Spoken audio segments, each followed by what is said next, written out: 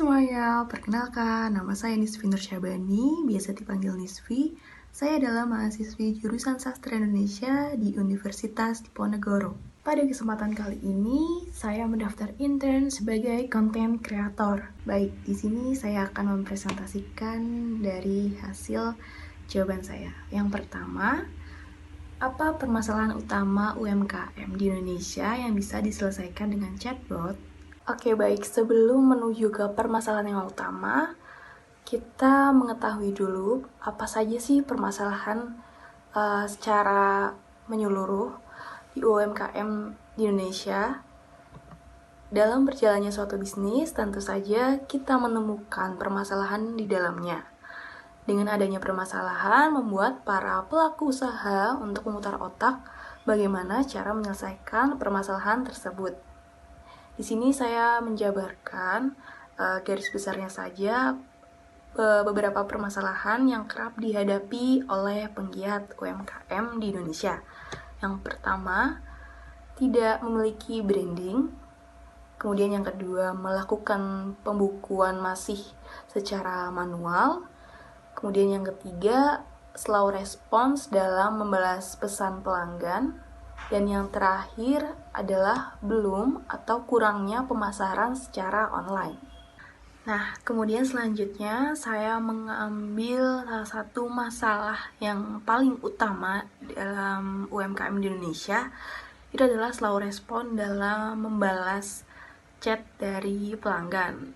Tentunya hal ini sangat meresahkan ya, karena saya memposisikan sebagai pelanggan pun kalau dibalas lama itu sangat kesal gitu ya, karena kita juga perlu mendapatkan jawaban yang secepatnya. Nah, di sini kita sudah memasuki era yang sudah serba digital ini. Tentu saja banyak sekali kemudahan yang kita dapatkan.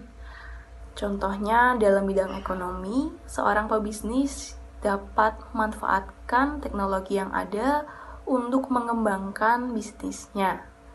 Contohnya seperti memanfaatkan chatbot untuk menunjang layanan pelanggan. Nah, dengan adanya chatbot ini sangat menunjang ya tentunya untuk para UMKM yang memiliki toko online. Berikut manfaat dari adanya chatbot tersebut. Yang pertama, dengan menggunakan chatbot dapat meningkatkan kepuasan pelanggan karena pelanggan tidak perlu menunggu lama untuk mendapatkan sebuah balasan atas pertanyaannya. Yang kedua, lebih efektif dan efisien.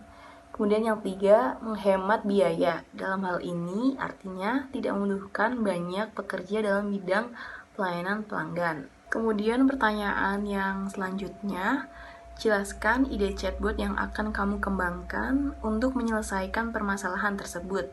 Mengapa solusi yang kamu berikan lebih efektif dibandingkan solusi-solusi digital yang sudah ada di Indonesia?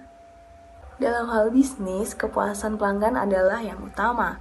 Kita dapat memanfaatkan chatbot untuk menunjang bisnis supaya lebih berkembang dan praktis. Selain itu, chatbot juga dikembangkan pada platform manapun. Contohnya seperti WhatsApp, Line, Telegram, dan yang lainnya. Berikut ini ide chatbot yang akan saya berikan. Yang pertama, penggunaan kata kunci yang tepat. Ini adalah yang paling utama ya, karena menggunakan kata kunci yang seringkali para pelanggan tanyakan. Contohnya seperti daftar harga, cek status pemesanan, cara order, dan lainnya. Dengan demikian, pelanggan akan lebih mudah dan mendapatkan respon yang cepat. Kemudian yang selanjutnya adalah menggunakan kalimat sapaan yang baik, karena ini akan menjadi first impression pelanggan terhadap bisnis kita. Kemudian selanjutnya, tak lupa untuk memberikan link tautan pada platform chatbot. Hal ini bertujuan untuk mempermudah pelanggan dalam berbelanja. Yang ketiga atau yang terakhir, bagaimana strategi kamu untuk memastikan solusi chatbot yang dibuat dapat digunakan oleh UMKM sebanyak mungkin supaya lebih banyak yang terbantu? Di sini strategi saya yang pertama adalah menganalisis UMKM mana sih yang akan dibantu dalam bisnisnya untuk menggunakan chatbot. Kemudian yang kedua, memperkenalkan terlebih dahulu tentang apa sih itu chatbot, kemudian juga menjelaskan manfaat serta keunggulan dengan penggunaan chatbot itu sendiri. Lalu yang ketiga, memastikan chatbot dirancang dengan sebaik dan sesederhana mungkin agar lebih mudah dalam mengoperasikannya.